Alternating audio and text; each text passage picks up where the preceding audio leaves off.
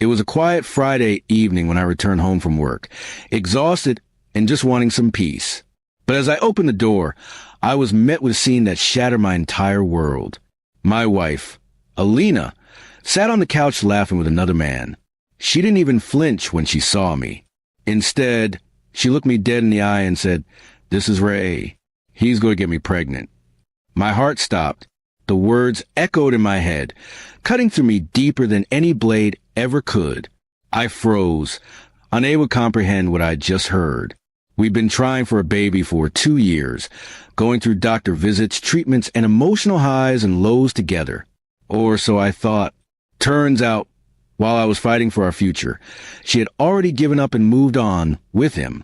I clenched my fists, not out of rage yet, but disbelief.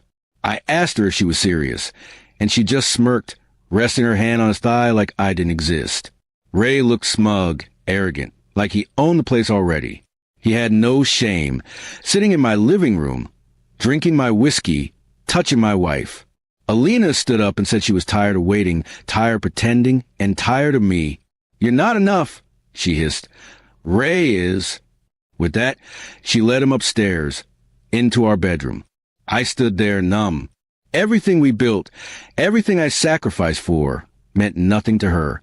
I didn't cry. I didn't scream. I just stood in silence and planned. That night, I didn't sleep.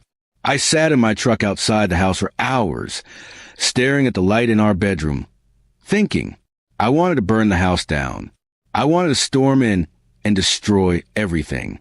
But no, revenge needed to be smarter, deeper, permanent. So I called my lawyer friend Nate and told him everything. I asked him to be ready the next morning. I had a plan, and it started at dawn. By morning, I was back in the house before they woke. I cooked breakfast like nothing had happened. When they finally came down, I acted calm, polite. I told Alina I'd support her choice and give her what she wanted, a new start. She raised her eyebrows, suspicious, but didn't say anything. Ray just grinned like he'd won.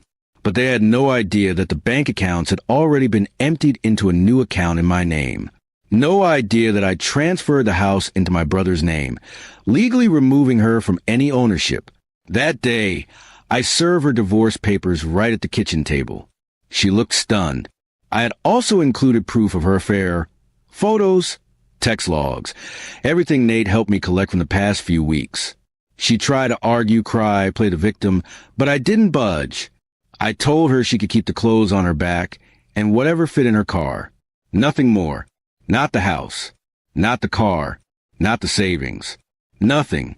Ray tried to intimidate me, stepping in like he was going to swing. But I stood my ground. I told him he had no legal standing, and that if he touched me, he'd be facing charges. Then I reminded him that she was now his problem, not mine. Good luck raising a baby with a woman who lies and cheats, I said, locking eyes with him. That wiped the smirk off his face. I changed the locks that same day and had her belongings boxed up and placed on the porch. She tried calling, texting, begging me to talk, but I ignored every message. Her family tried to intervene, but when I sent them the evidence, they stopped replying. She was out of places to turn. Her new lover didn't seem so excited anymore, either. I later heard he left her after a few weeks, when he realized she was broke and homeless. A month later, I found peace. The divorce finalized quickly because she had no leverage. I kept everything. The house, the money, even the dog chose to stay with me. My nights became quiet again, but not sad. Peaceful. I started rebuilding, going to the gym, spending time with friends I had distanced myself from. I got back into painting, something I hadn't done in years. Then, about 3 months after she left, I received a letter. It was from Alina. She apologized, said she made a huge mistake, that Ray used her and abandoned her.